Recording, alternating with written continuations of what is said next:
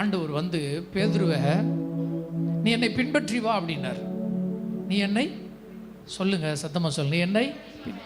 உடனே வந்துட்டான்.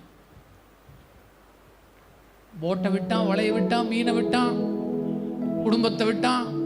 ஆமா, எல்லாத்தையும் விட்டுட்டு சொல்லுங்க ஆண்டவர்கிட்ட வந்துட்டான். ஏன்? அன்பு. பேதுருவே, நீ என்னை நேசிக்கிறாயா அப்படின்னு கேட்கும்போது அதனால தான் பேதுருவால் அழுத்தமாய் சொல்ல முடிந்தது, ஆண்டவரே, நான் உம்மை நேசிக்கிறேன் என்பதை நீர் அறியுமே. உமக்கு தெரியுமே, நீங்க கூப்பிட்ட பொழுது நான் எப்படி வந்தேன்னு உமக்கு தெரியும்.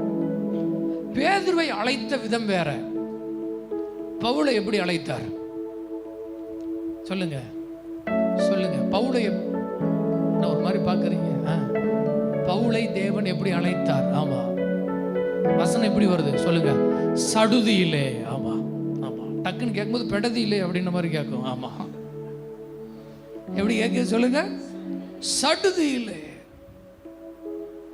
ஒரு பெரிய பிரகாசம், ஒரு பெரிய வெளிச்சம் அவனுடைய இருதயத்தை அடிச்சு தகர்க்குது. உங்களுக்கும் அப்படிதான். நீங்க அன்புல ஆராதிக்கலாம். சில பேருக்கு அன்புல ஆராதிக்க மாட்டாங்க, அவங்க பயத்துல தான் மூவ் பண்ணுவாங்க. ஏன்னா அவங்க இருதயம் அப்படிப்பட்ட இருதயம்.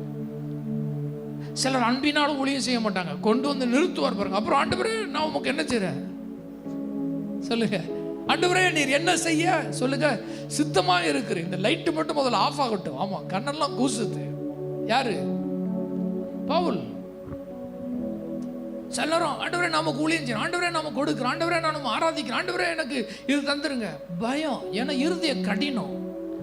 நான் ஒரு நாளும் அதை நான் விரும்புறதில்லை. நீங்க விரும்புறீங்கன்னா என்னால் ஒன்றும் பண்ண முடியாது. நான் ஒன்று விரும்புகிறேன். ஆமா, சொல்லுங்க ஆண்டவரே, ஆண்டவரே, நீ செய்ய விரும்புகிற அத்தனை காரியத்தையும் சொல்லுங்க, நான் பெற்றுக்கொள்ள விரும்புகிற அத்தனை காரியத்தையும் அன்பின் அடிப்படையிலேயே நான் பெற்றுக்கொள்ள விரும்புகிறேன்.